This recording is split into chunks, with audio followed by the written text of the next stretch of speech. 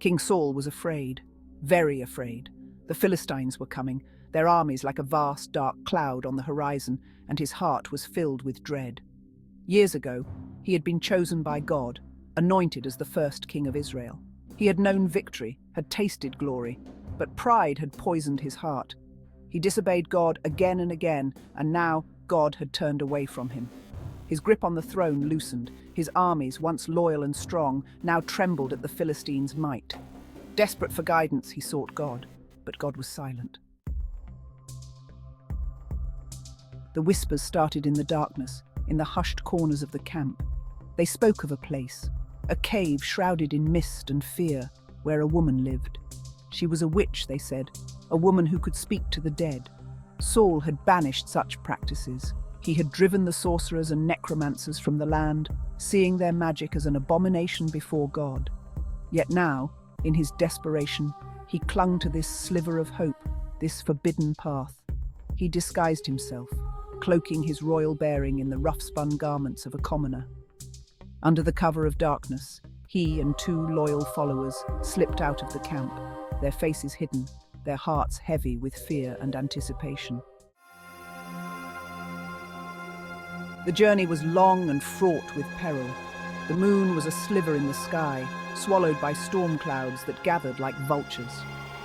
Saul rode through the night, the wind whipping at his cloak, carrying the scent of rain and fear.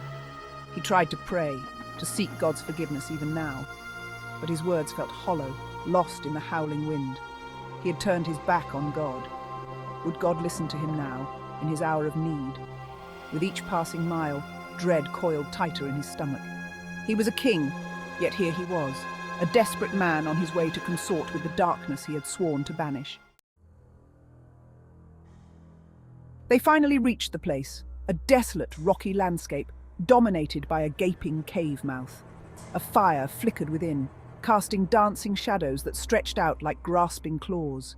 The air hung heavy with the smell of damp earth and something ancient and unsettling. Saul, despite his fear, felt a surge of grim determination. He had come too far to turn back. He would face this witch, this trafficker in forbidden arts, and demand her help. As they approached the cave, a figure emerged from the shadows. It was a woman, old and stooped, her eyes burning with an unnatural light. She looked at them, her gaze piercing, as if seeing straight through their disguises, straight into their souls. "Help me!" Saul pleaded, his voice raspy with fear and exhaustion. "I must speak to the dead. I must speak to Samuel." The witch recoiled, her eyes widening in recognition. She knew who he was, this king who had outlawed her kind. She could expose him, hand him over to his enemies. Yet there was something in his voice, a desperation so profound that stayed her hand. "You know who I am?" Saul asked, his voice barely a whisper. "The king," she breathed, her voice shaky. "The king seeks the help of one he has condemned." The witch led them deeper into the cave, the air growing colder, the shadows thicker. Each step they took seemed to echo with an ominous resonance, as if the cave itself was alive and watching them.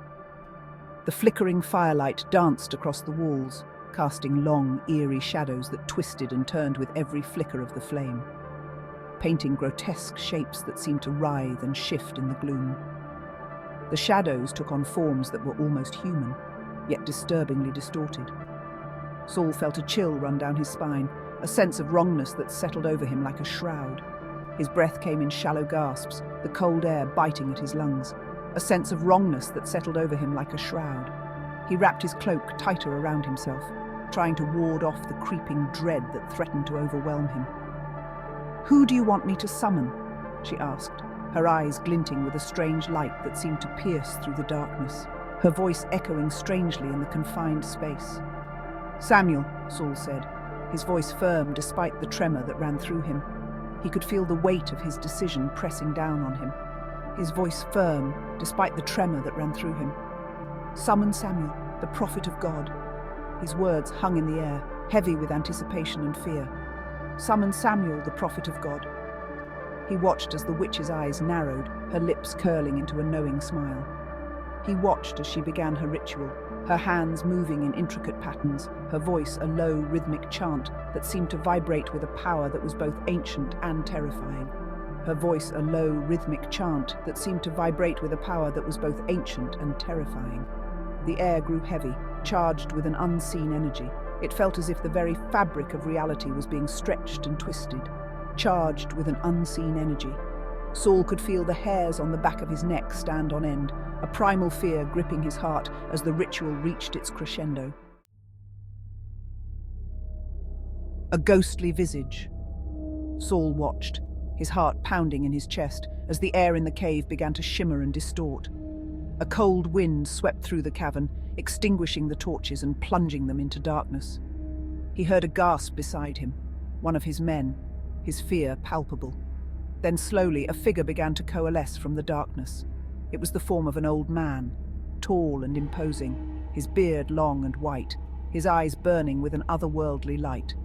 "Samuel," Saul breathed, his voice a mix of awe and terror. "Saul!" the apparition boomed, its voice echoing through the cavern. "Why have you disturbed me?" Doom foretold. Saul fell to his knees, his fear forgotten in the face of this ghostly visitation.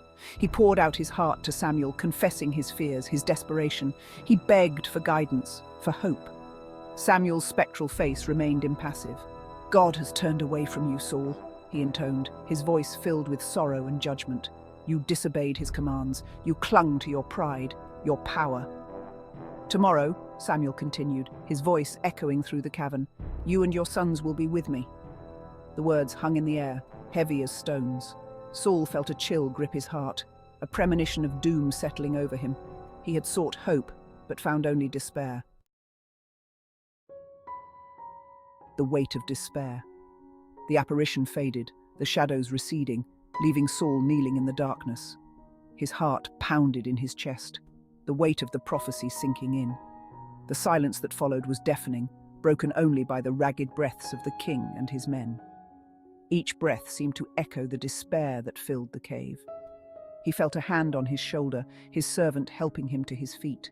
The touch was grounding, a reminder that he was not alone in this moment of darkness. They left the cave, emerging into the cold light of dawn. The transition from the oppressive darkness to the pale morning light was jarring.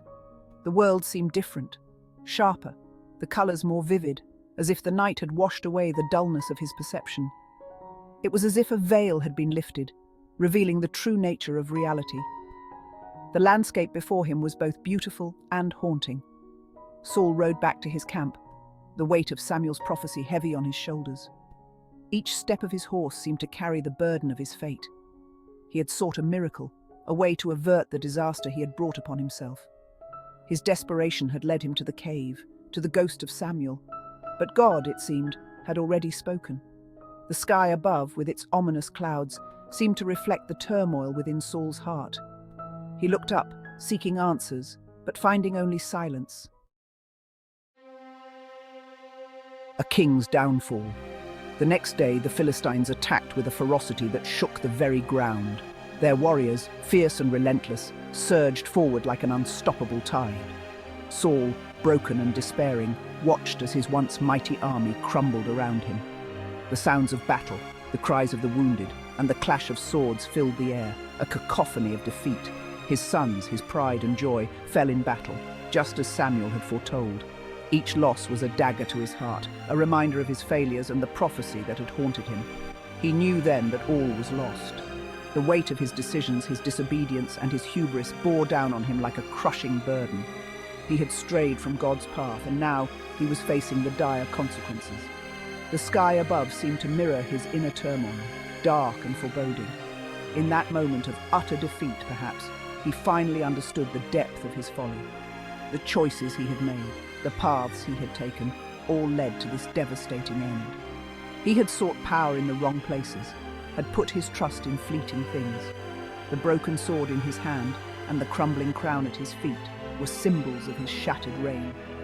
Saul's story is a chilling reminder of the dangers of straying from God's path, of the seductive nature of power and the devastating consequences of pride.